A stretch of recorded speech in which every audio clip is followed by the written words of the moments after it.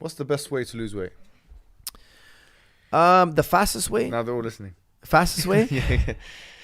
I would say 1 meal a day. Yeah.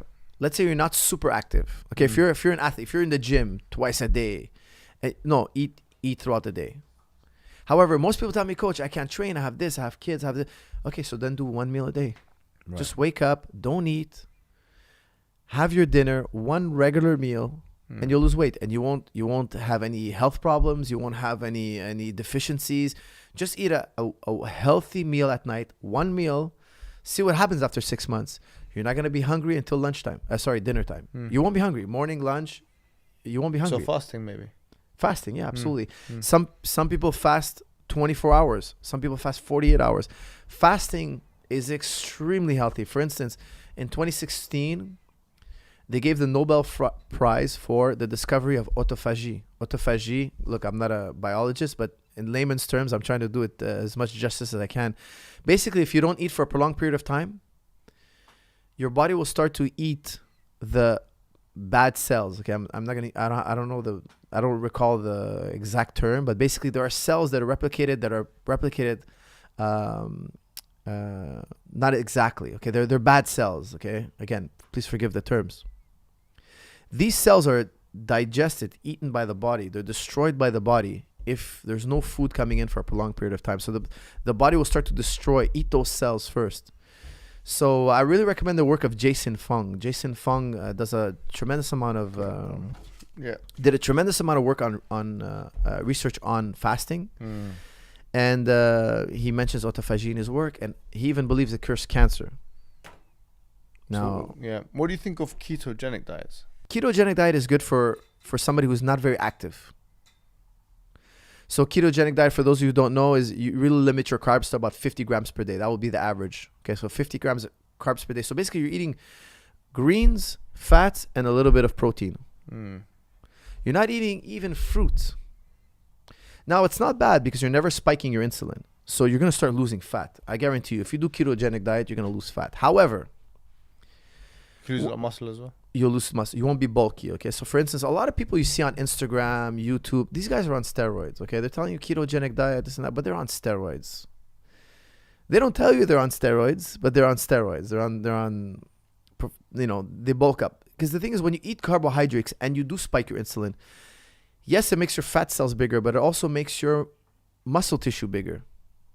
So for instance, a lot of ketogenic people who are on the ketogenic diet, they'll also eat carbs at the right time. So before they go lift, bodybuild, or their sport, they'll eat rice.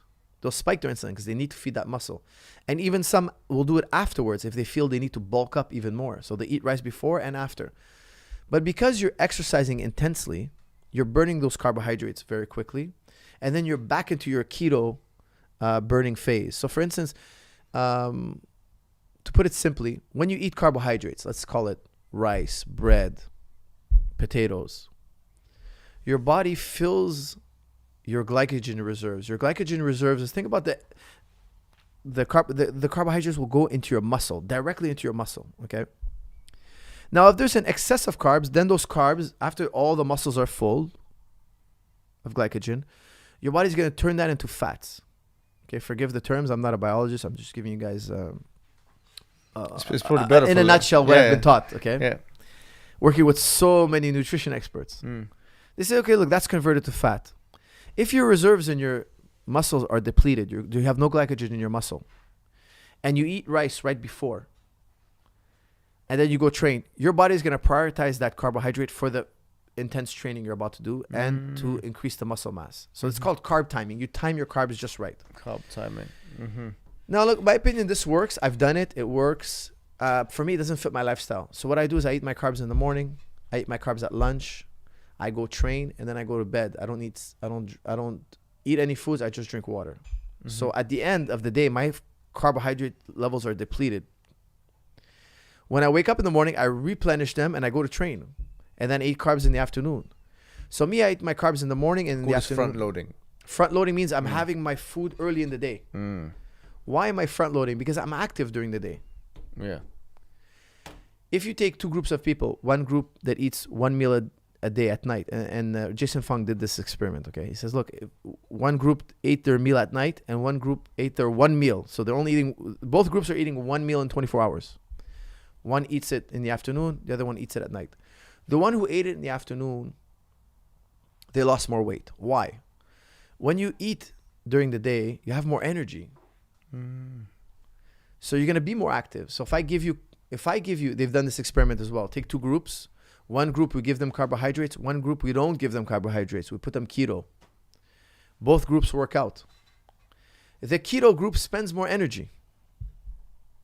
They're far more active. So if we ask them to do any exercise, they're going to have more energy.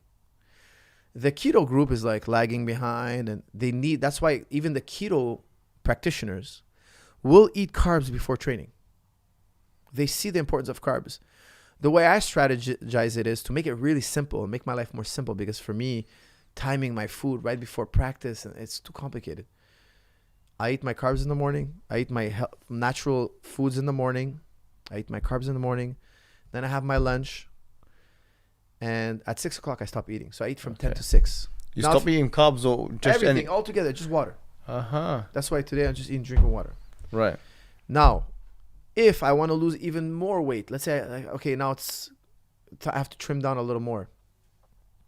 I'll stop eating at 3. So I go eat from 10 to 3.